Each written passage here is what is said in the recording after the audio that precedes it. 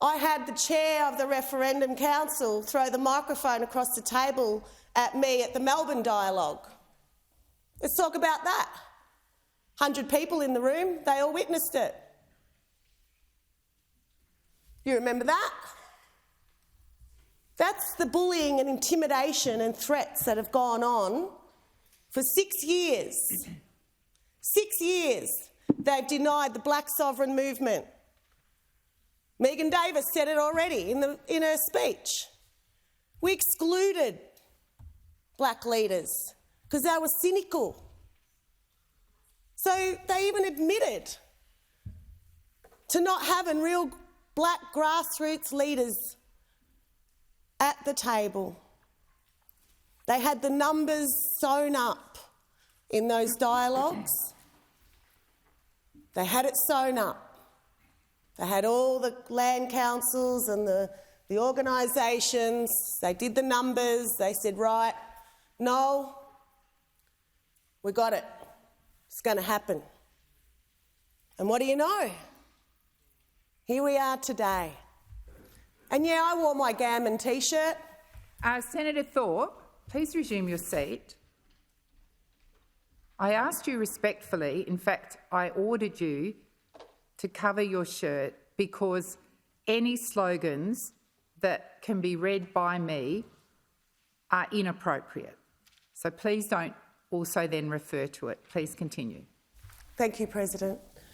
Gammon, as we know, is fake, pretend, a joke.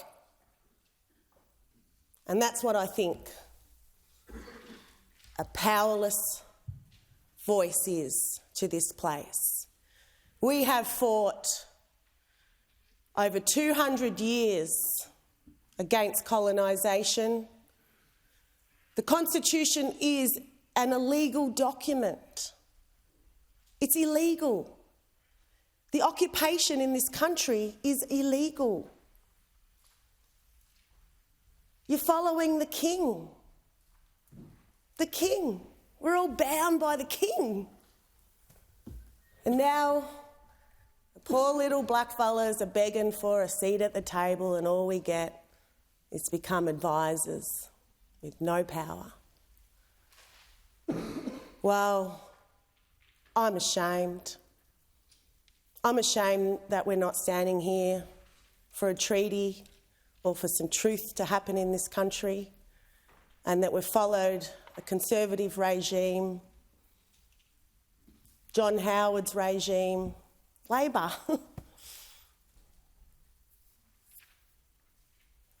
His position and the King's position is to wipe us out. We're a problem. We're certainly a problem to this mob.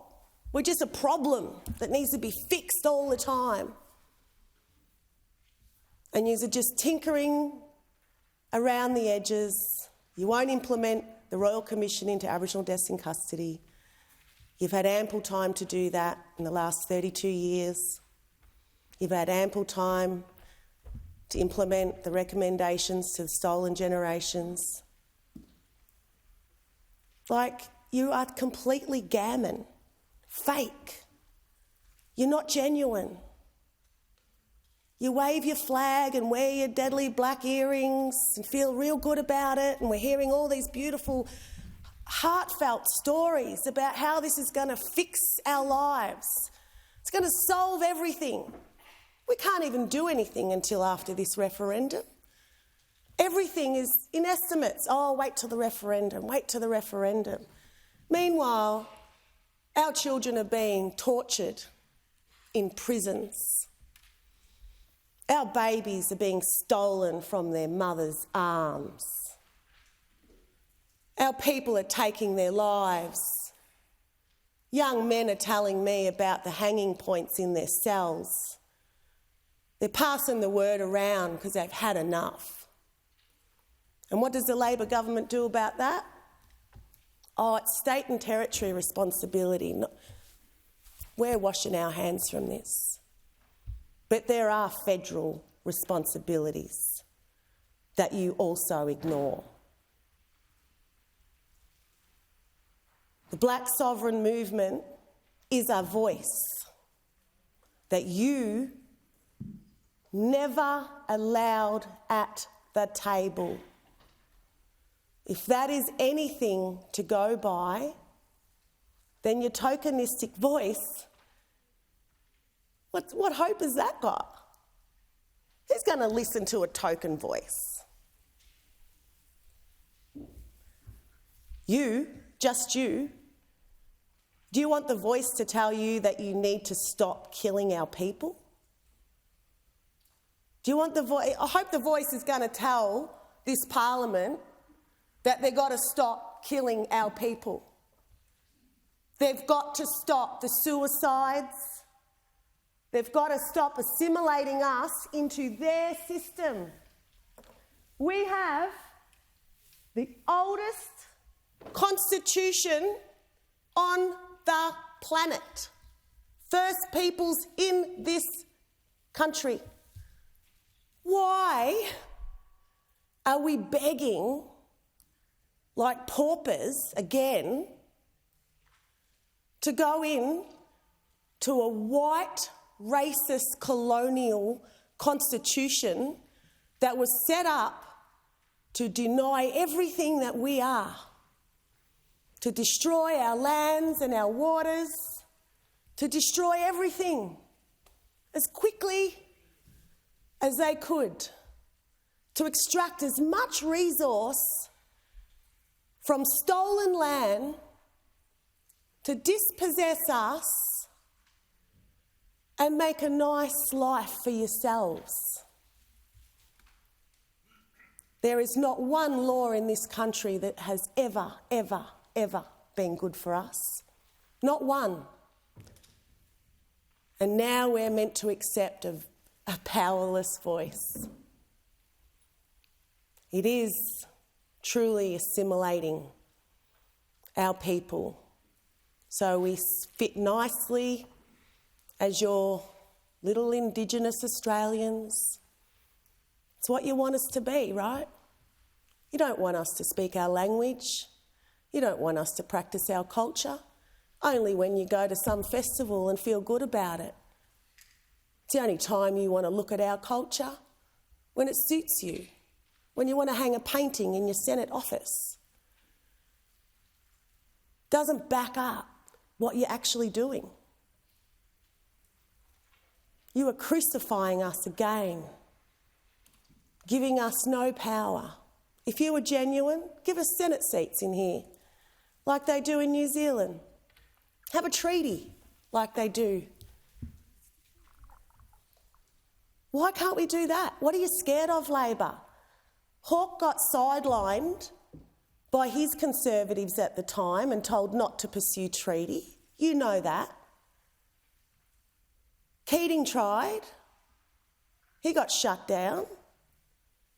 And Albo's obviously got no guts to even go there. Senator Thorpe, I remind you to refer to others in the other place by their proper titles. Well, the Prime Minister of this country, the Labor Prime Minister, has not even got the courage to come out and say that he wants a treaty. He's going straight for constitutional recognition to put us in there so we're nice, good little Aborigines with the Parliament's supremacy over us at all times. Well, well done. Well done on the assimilation agenda. You had the Greens backing, which is why I left. This is a point in this country where it's a final nail in the coffin. And I'll be voting no to this disastrous idea of giving us no power. If this bill gave us power, then I would have thought about supporting that. But I can't support something that gives my people no power. I can't support something that is handpicked by whomever is in power. I can't support something that is just going to be considered as not very important in this place. We know how we operate in this place. It's hard enough to find time for a meeting. Who's going to have time to listen to the voice opinion?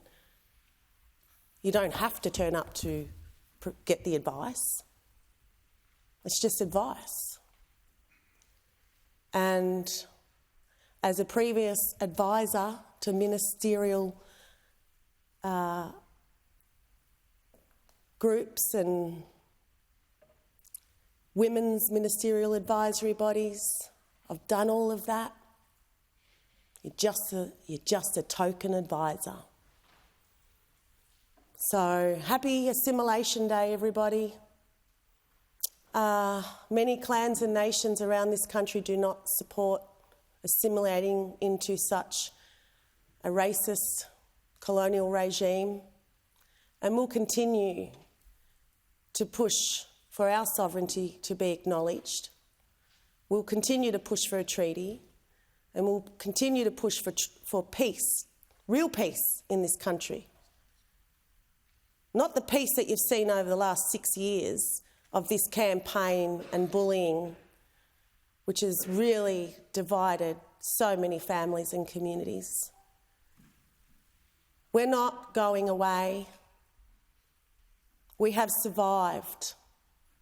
We have survived massacre, murders over the last 230 years, and will continue to survive. And we will never cede our sovereignty. It's not just a word, it's an action, Greens. We will never cede our sovereignty, and we'll fight you to the end for a treaty so that we have real power in this country. So look out.